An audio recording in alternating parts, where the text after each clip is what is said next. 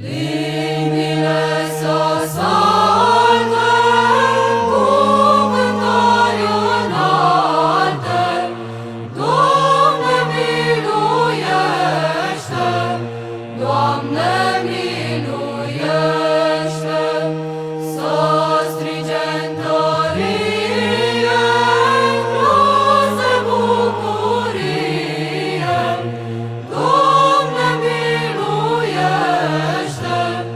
Doamne miluiește,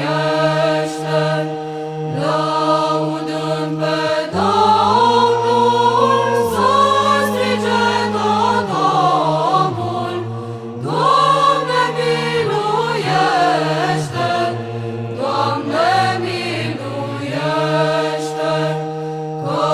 Domnul e mare și împărătoare, Doamne miluiește, Doamne miluiește, pe vârfuri de munte s-aud glasuri multe, Doamne miluiește, Doamne miluiește, cântați pe împăratul, că nu-i ca el altul, Doamne miluiește, Doamne miluiește, dați luce în cetate, bine să-și arate, Doamne miluiește, Doamne miluiește, spre noi ticăloșii și mult păcătoșii, Doamne miluiește, Doamne miluiește, cântă să înțeleagă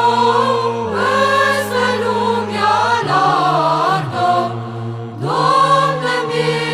miluiește, Doamne miluiește, că Dumnezeu poate împărăți toate, Doamne miluiește, Doamne miluiește, El firea măsoară,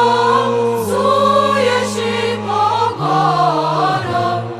Doamne miluiește, Doamne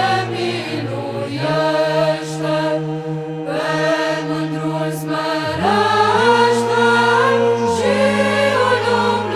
îmblânzește, Doamne miluiește, Doamne miluiește, cine se înalță cu firea semeață, Doamne miluiește,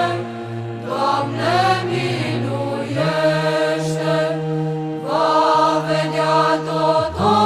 omul cum îl ceartă Domnul, Doamne miluiește, Doamne miluiește, cântați din lăudă și în strună multă, Doamne miluiește, Doamne miluiește,